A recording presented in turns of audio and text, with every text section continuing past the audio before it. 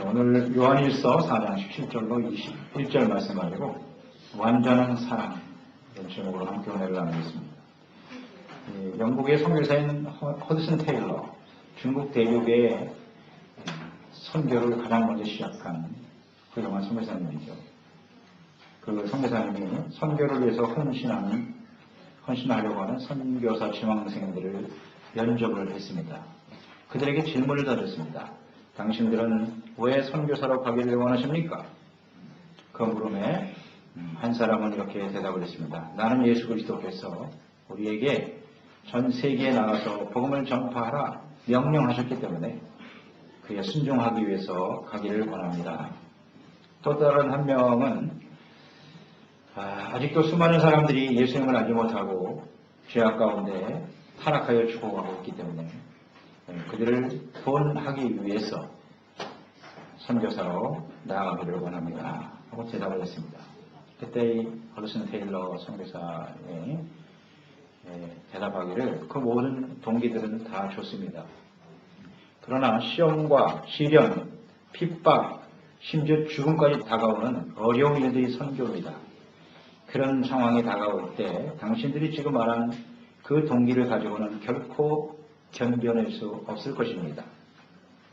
단지 한 가지 동기가 당신들 그 핍박과 시련과 어려움에서 견디게 해줄 것인데 그것은 다름 아닌 그리스도의 사랑입니다. 사랑이 동기되지 않으면 결코 그 어려움을 이겨낼 수 없을 것이라고 말했습니다. 그렇습니다. 이 세상에는 완전한 사랑이 없습니다. 모든 사람들이 사랑을 추구하고 사랑받고 사랑하며 살기를 원하지만 하나님을 떠나버린, 하나님을 알지 못하는, 사랑의 하나님을 알지 못하는 사람들 속에는 참되는 사랑을 알 수가 없습니다.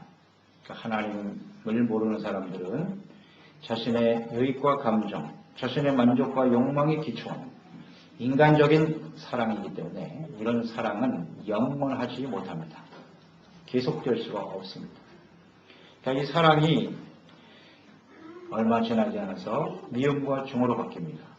그리고 무관심으로 바뀌어버리죠. 상처로 바뀌고 이렇게 변화되는 것은 진정한 사랑이라고 볼 수가 없습니다. 완전한 사랑은 우리를 구원하시기 위해서 자신의 몸을 십자가에 내어 주시기까지 사랑하신 그 하나님의 사랑, 예수 그리스도의 사랑만이 완전한 사랑인 것입니다.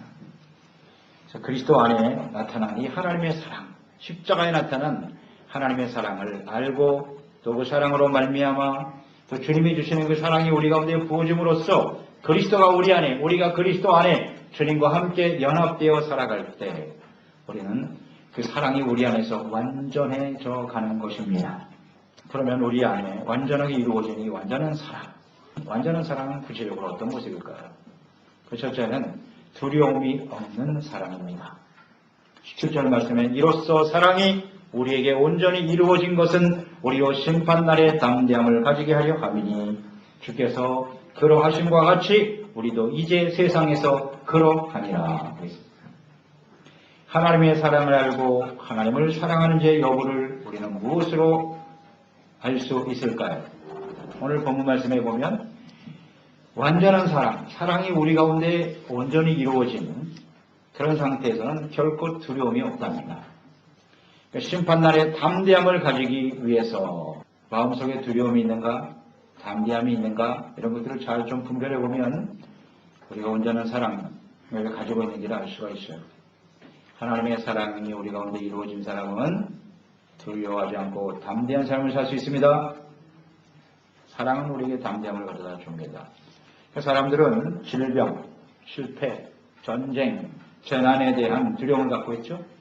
또 인정받지 못하고 버림받는 것은 아닐까 하는 두려움, 이런 온갖 여러 형태의 두려움들이 마음속에 존재하고 있죠. 이 두려움을 다스리지 못하고 이 두려움이 점점 커지면 이것이 이제 정신적인 질병으로 나타나게 되는 것입니다. 그래서 사람들이 많이 모이는 곳에 가지 못하는 대인기피증 이런 것으로 나타나고 또 심해지면 공황장애 이런 것으로 나타나게 되죠. 실패가 두려워서 아무것도 하지 못하는 무기력한 사람이 되기도 하고요. 우리가 사랑하며 살아야 하는데 내가 버림받으면 어떻게 하지? 이게 두려워서 사랑을 실천하지 못하는, 사랑하지 못하는, 그래서 가정을 온전히 이루지 못하는 그런 사람들도 있어요. 무엇보다 두려운 것은 장차 예수님께서 이 땅에 재림하실 것이다. 이 땅에 심판을 하기 위해서 오시고 모든 사람들이 이 멸망의 심판 가운데 떨어질 수밖에 없는데 그로 인해서 죽어 영원한 지옥에 떨어질 것이다 라는 두려움, 이런 두려움이 모든 사람들 가운데 존재하고 있어요.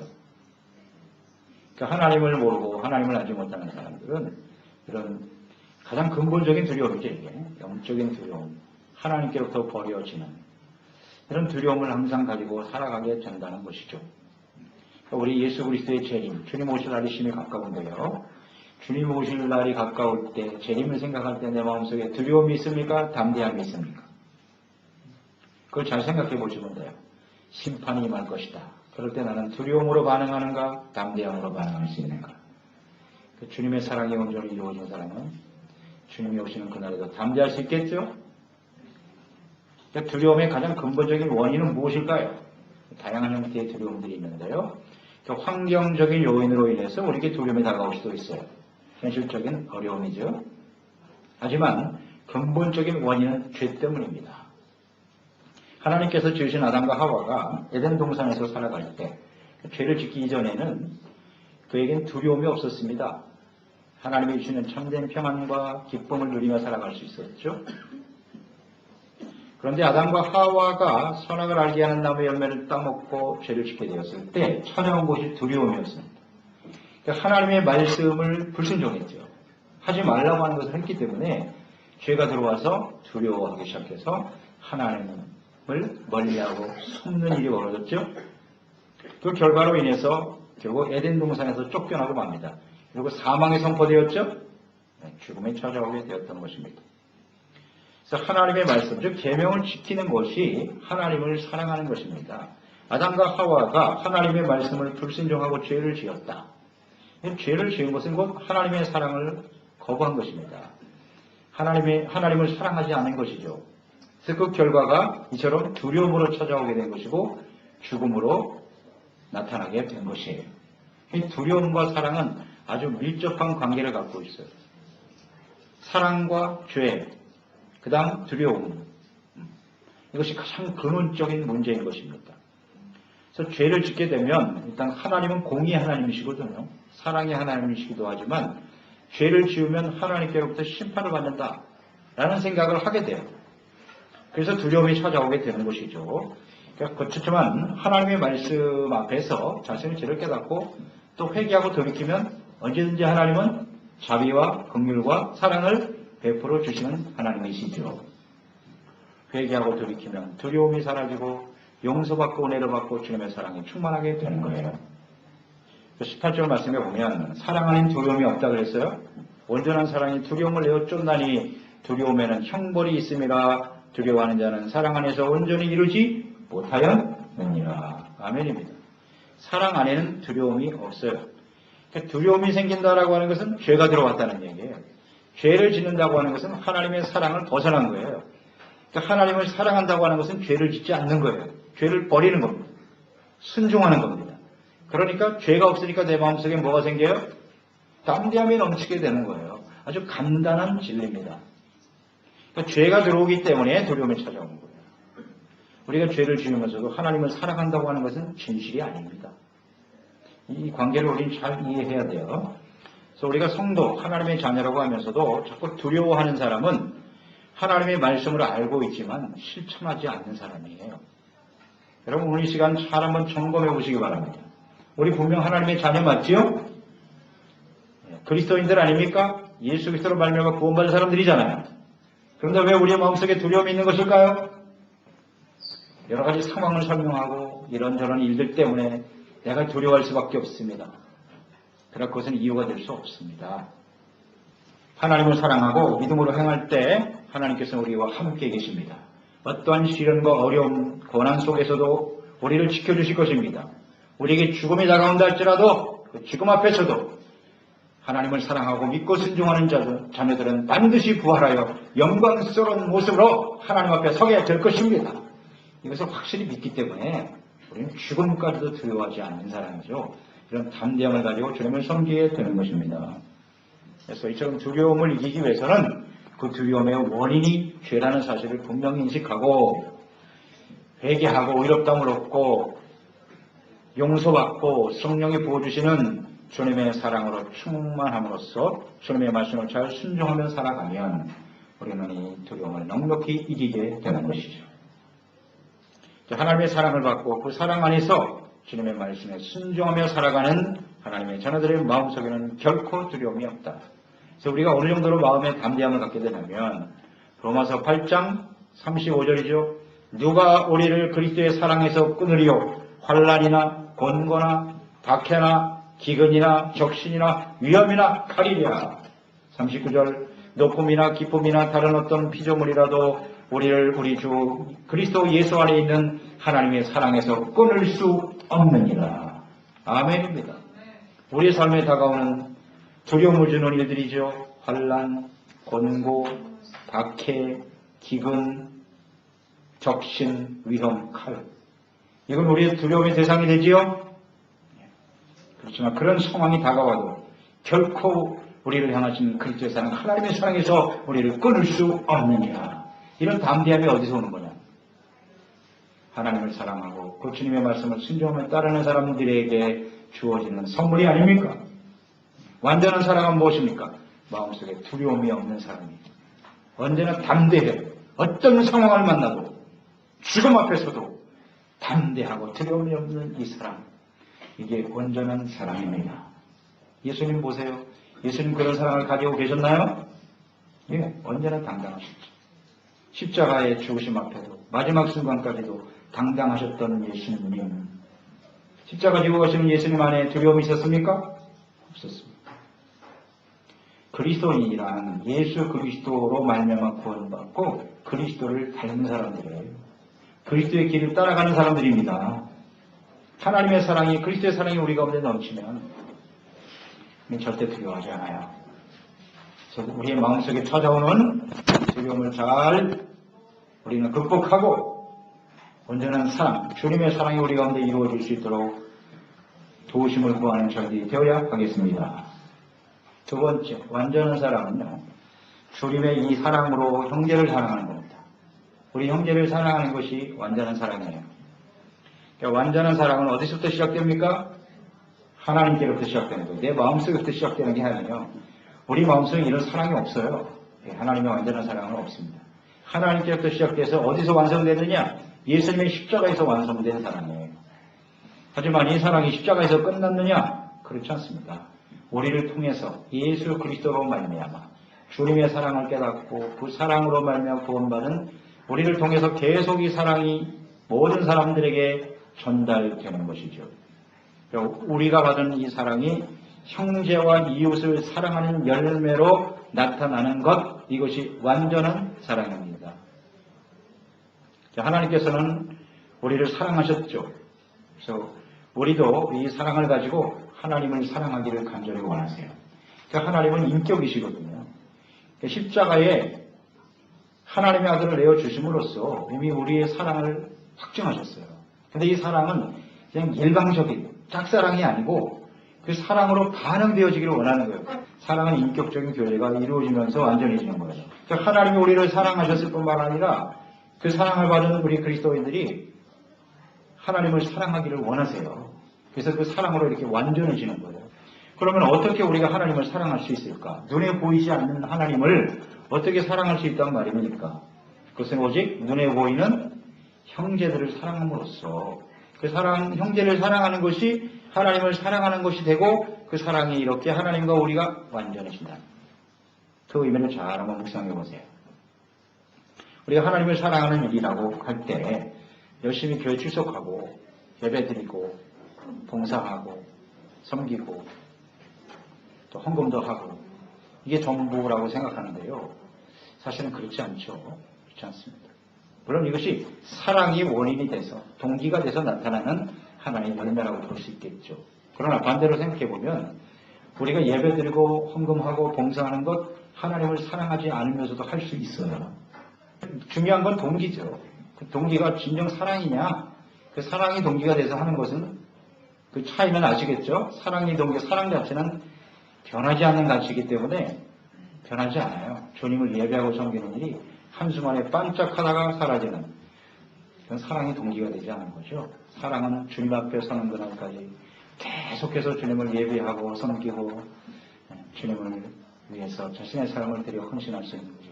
지속적이죠. 이게 사랑의 동기가 되는 삶인데요. 그러니까 중요한 것은 우리가 예배드리고 주님을 섬기는 어떤 형식이 아니고 주님을 사랑하는 마음이 중요하죠. 그래서 마태복음 9장 13절에 보면 예수님께서 말씀하시기를 너희는 가서 긍휼을 원하고 제사를 원치 아니하노라 하신 뜻이 무엇인지 잘 배워라. 나는 의인을 부르러 온 것이 아니고 죄인을 부르러 왔노라. 그렇게 말씀하셨고요. 이 말씀은 이제 호세아서 6장 6절에 있는 말씀인데요. 호세 6장에는 나는 인애를 원하고 제사를 원하지 아니하며 번제보다 하나님을 아는 것을 원하노라. 이렇게 말씀하셨거든요. 그러니까 주님이 원하시는 것은 어떤 제사의 모양과 형식이 아니고 인애죠. 인애, 사랑. 하나님을 사랑하는 것이고 또 긍휼을 원한다 그랬어요. 근데 이 긍휼은 구체적으로 어떤 것이냐. 하나님께서 예수 그리스도를 보내신 것이 긍휼인데요. 그 긍휼은 누구를 위한 긍휼이에요? 긍휼은 누구에게 필요한 거예요? 의인에게? 죄인에게. 죄인에게 긍휼이 필요한 거죠. 불쌍히 여기는 마음을 가지고 이해하고 용납하는 사랑. 긍휼이 사랑이라고요. 이런 사랑을 어떻게 해요? 많은 사람들의 형제들에게 다 내라는 겁니다. 형제들을 긍휼히 여기고 불쌍히 여기라는 거예요. 하나님이 나를 그렇게 긍휼히 여기신 것처럼. 그런 인내와 긍휼을 실천하는 것이 온전한 제사라는 거예요. 하나님이 기뻐하시는 거예요. 그러니까 우리 눈에 보이는 형제와 이웃들에 대해서 이런 긍휼과 자비와 사랑을 실천할 때 하나님의 사랑이 온전히 이루어지는 것이고 그런 예배를 하나님께서 기뻐 받으시는 줄 믿습니다. 자, 우리가 이런 사랑을 실천할 수 있을까요? 없을까요? 예수 그리스도 안에서 주님의 그 사랑과 은혜를 경험한 사람은 할 수가 있어요. 그러나 깨닫지 못하면 할 수가 없어요. 자, 우리가 어떤 사람이었습니까? 우리가 죄 가운데 있을 때는 하나님과 우리의 관계가 원수된 관계였습니다. 원수였던 우리가 죄인 되었을 때 하나님께서 그 아들을 우리를 위해서 죽게 하셨어요. 죄인 되었을 때 그러한 우리를 주님께서 사랑하시고 용서하시고 구원해 주신 것처럼 그 더러운 죄인을 위해서 죄 없으신 하나님의 아들이 죽으셨잖아요. 그 엄청난 사랑과 용서를 받은 저희들이니까 우리 형제와 이웃을 이해하고 용서할 수 있을까요? 없을까요? 있습니다. 깨달았으니까요. 내가 하나님 앞에 어떤 사람이라는 사실을 분명히 이해한 사람들이기 때문에 얼마든지 이해하고 용납하고 긍휼히 여기고 사랑할 수가 있는 것입니다. 이처럼 우리가 하나님 앞에 예배드리고 주님을 섬기고 사랑합니다 라고 고백을 하면서도 이런 형제를 진실한 마음으로 긍휼히 여기고 불쌍히 여기지 않는다면 그 사람의 사랑의 고백은 거짓이라는 거죠. 거짓이다. 진실이 아니라는 겁니다.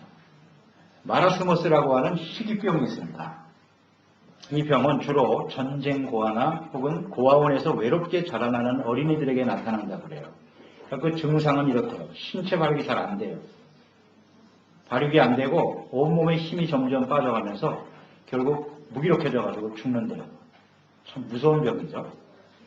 이 병은 영양 부족으로 인한 것도 아니고요. 뭐 바이러스, 병균 때문에 생긴 것도 아닙니다. 그 원인은 단 한 가지, 사랑 결핍이래요.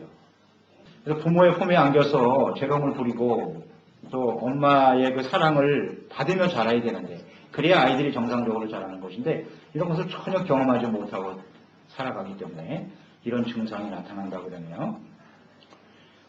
사랑받지 못하고 사랑을 느끼지 못하고 살아가는 사람들에게 걸리는 병이래요. 아이들에게. 근데 이 병의 치료법은 아주 간단하대요. 사랑해주면 된대요. 사랑받고 사랑을 느끼게 하고 그 사랑을 또 이렇게 함께 나누는 삶을 할 수 있도록 하면 금방 치료되는 거예요. 아주 뭐 씻은 듯이 사라진대요. 그러니까 오늘날 영적으로 말이죠. 이 마라스머스 병에 걸리는 사람 성도들이 많아요. 우리가 성도가 예수 믿고 구원받으면 거듭난 거 아닙니까? 하나님의 자녀로 태어났어요. 근데 하나님의 사랑을 몰라. 하나님의 사랑이 무엇인지 전혀 이해하지 못해. 교제가 없어. 하나님의 사랑을 느끼지 못하고 살아. 하나님의 사랑을 느끼지 못하니까 하나님의 자녀로 살면서도 항상 외로워. 혼자 살아가는 것 같아. 이게 바로 심각한 영적 마라스모스병이에요. 그러니까 이 사랑을 실천할지도 몰라. 사랑을 모르니까. 잘 이해하지 못하니까. 그래서 죽어간다는 거 아닙니까? 이 결국 죽음으로 가거든요. 그래서 영적으로 하나님의 사랑을 깨닫지 못하고 이 사랑을 나누지 못함으로써 이 병에 걸려서 영적으로 죽어가는 성도들도 있더라는 거죠. 이게 참 안타까운 모습인데요. 우리가 형제를 사랑한다라고 하는 건 사실 어떤 조건도 있어서는 안 되죠. 나에게 잘해주는 사람도 있어요. 내가 하자는 대로 뜻대로 찾아오고 이끌어주는 사람도 있고요. 그러나 그런 사람들만 사랑하는 그런 사랑은 아니잖아요. 성격이 잘 맞는 사람도 있고 또 나에게 유익할 도움을 주는 사람, 그런 사람만 사랑하는 것은 누구든지 할 수 있다고 그랬어요. 그건 이방인들도 하는 것이다. 여기서 말하는 형제를 향한 사랑은 때로 나를 힘들게 하고 어떤 면에서는 정말 다시 보고 싶지 않은, 내 일생에 있어서 정말 만나고 싶지 않은 그런 사람일 수도 있어요. 그런 사람들을 우리가 사랑해야 된다는 것이거든요. 이것이 진정한 완전한 사랑이라는 거죠. 완전한 사랑이다. 근데 이런 정말 보기 싫은 사람이 공동체 안에 우리가 함께 있다는 거죠. 그게 부부가 되면 정말 심각한 문제고, 부부기 때문에 결국은 그걸 사랑하지 못하고 헤어지게 되는 것이고요.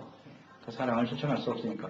그 완전한 사랑이 없는 상태에서 그 부부가 만나서 평생을 해로한다는 건 정말 불가능한 일이에요. 그러니까 사랑이 없이 사는 부부도 많죠. 그냥 뭐 사랑으로 사는 게 아니고 그냥 자식들 때문에 그냥 사는 거고, 그냥 없는 것도 좀 있는 게 나을 것 같아서 사는 거고, 특히 뭐 아내들의 입장에서는 뭐 아내가 능력이 있으면 모르지만 저 남편 때문에 그래도 내가 생활을 영위해야 되니까 그래서 어쩔 수 없이 사는 사람도 많고, 그래서 능력이 생기면 나중에 쳐버리잖아요.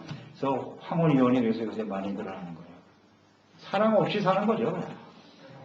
참 안타까운 일이에요. 그래서 완전한 사랑은 오직 하나님과 예수 그리스도 안에서 주시는 그 사랑을 경험한 사람들만이 할 수 있는 거예요. 그런 사랑을 받은 남편과 아내가 서로 사랑할 수 있어요. 우린 불완전하지만 그 사랑이 부어지니까 사랑으로 완전해져 가는 거. 그래서 우리가 누군가 이렇게 사랑할 수 있는 대상, 때로는 우리 힘들고 고통스럽게 하는 사람이 되게 가까이 있거든요. 그러니까 이건 어떻게 뿌리칠 수가 없는 사람이에요, 그 사람은. 부부 간에도 그렇고요. 부모, 자녀들 간의 관계도 그렇고요. 뭐 형제, 친척, 예수 안에서 모인 우리 그리스도인들, 교회 안의 지체들. 이건 어떻게 내가 거부할 수 없어요. 거부할 수는 없는데 나를 힘들게 해. 고통스럽게 한다고. 이게 바로 완전한 사랑을 나타낼 수 있는 기회예요, 기회. 그들을 진정으로 사랑할 때 주님의 사랑이 완전히 이루어지겠다는 거예요. 그래서 이 형제를 사랑하라고 했을 때 그 형제의 개념이 뭔지를 잘 이해하시기 바랍니다. 나에게 그냥 잘해주는 사람만이 아니라는 거예요. 그게 완전한 사람이 아니에요. 그래서 이 형제 안에 가장 중요한 게 가족이고요. 네, 가족이고 우리 함께 해야 될 우리 주변의 지체들인데, 미국의 상상학자고 저서가인 마크 빅 한센이라고 하는 박사가 있는데요. 영혼을 위한 닭고기 스프, 읽어보신 분들도 있을 거예요. 이게 베스트셀러가 된 책인데, 그 책에 보면 이런 이야기가 나오죠. 이 박사가 어느 날 바쁘게 일을 하고 있는데 전화 한 통을 받습니다. 아버지로부터 온 전화인데요. 그 아버지가 나이가 많아 연로하세요.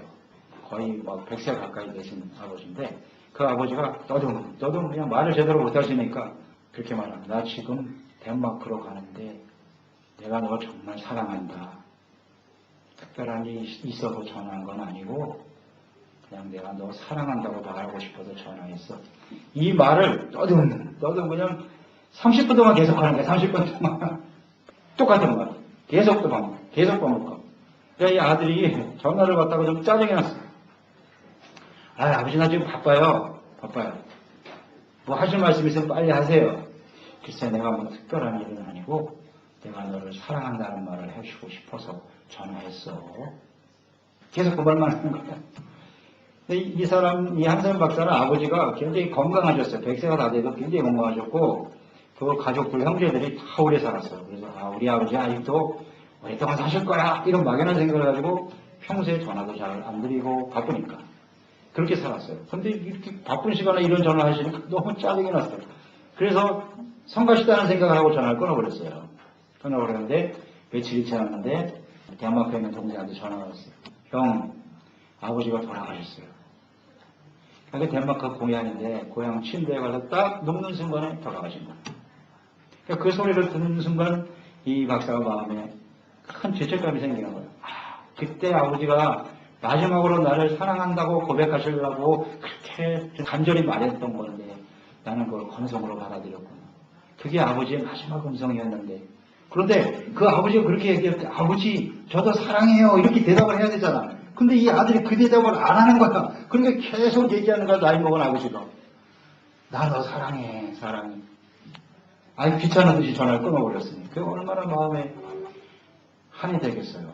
그래서 그렇게 마음에 후회를 하고 그때 내가 아버지한테 사랑한다고 고백을 해드렸어야 되는 건데 그런 내용이 나옵니다. 그렇습니다. 우리가 가장 사랑하고 사랑해야 될 사람이 가족이에요. 가족. 부모, 자녀 간에, 부부 간에 우리에게 주어진 이 시간 동안에 그 기회입니다. 우리가 주님 앞에 사랑할 수 있는 기회를 주신 건데 이것을 반드시 실천할 수 있는 저희들이 되었으면 좋겠습니다. 예수님께서 마지막 십자가를 지시기 직전에 제자들에게 여러 가지 말을 많이 하셨는데요. 정말 마지막까지 주님께서 하시고자 했던 말씀이 바로 이거잖아요. 내가 너희를 사랑한 것 같이 너희가 서로 사랑해라. 제자들의 그 발을 직접 씻겨주시면서 내가 선생이고 너희들이 제자지 선생이 내가 너희들의 발을 씻었잖아. 너희들도 가서 사람들을 그렇게 사랑하고 섬겨. 서로 사랑하는 것이 대단히 중요하다. 이것을 어떻게 보면 마지막 유언과 같이 남긴 말씀이거든요. 그렇지만 제자들은 예수님께서 그 말씀을 하실 때 예수님이 마지막이라는 생각을 하지 않았어요. 절대 죽어서는 안 된다고 생각했다고 예수님이 마지막으로 부탁한 말씀인데 그 말씀을 이해 좀 어쨌든 그 제자들이 나중에 성령이 임하고 깨닫게 되어서 그 사랑이 얼마나 소중한 것인가를 알게 되었던 거죠. 그렇습니다. 우리가 하나님의 사랑받는 하나님의 자녀로 살아가고 있는 우리가 아직도 이 땅에 이렇게 생명을 유지하며 살아갈 수 있는 이유는 하나님께서 우리에게 주신 사랑을 함께 나누며 살아가라고 주님이 기회를 주신 것임을 잊지 말아야 되겠습니다. 형제를 사랑하는 이 사랑이 완전한 사랑입니다. 그래서 요한복음 14장 21절 23절에 보면 그런 말씀 있죠. 나의 계명을 지키는 자라야 나를 사랑하는 자니 나를 사랑하는 자는 내 아버지께 사랑을 받을 것이요 나도 그를 사랑하여 그에게 나를 나타내리라. 예수께서 대답하여 이르시되 사람이 나를 사랑하면 내 말을 지키리니 내 아버지께서 그를 사랑하실 것이요 우리가 그에게 가서 거처를 그와 함께 하리라. 아멘. 아주 중요한 말씀을 하셨다고 봅니다. 주님을 사랑하는 것은 주님의 계명입니다. 즉 주님께서 우리를 사랑하신 것처럼 서로 사랑하라. 이것이 바로 주님을 사랑하는 거예요. 그런 자에게 하나님이 그런 사람을 사랑하신답니다. 사랑하셔서 우리가 그에게 가서 그랬어요. 하나님과 그리스도께서 주님의 말씀을 사랑하며 완전한 사랑으로 순종하며 따르는 사람들에게 함께하여 거처를 같이 하신대요. 우리와 함께 해주시다가 그런 사람들이 영원한 하나님이 거처하시는 천국에서 영원적으로 하나님과 함께 살아가겠죠.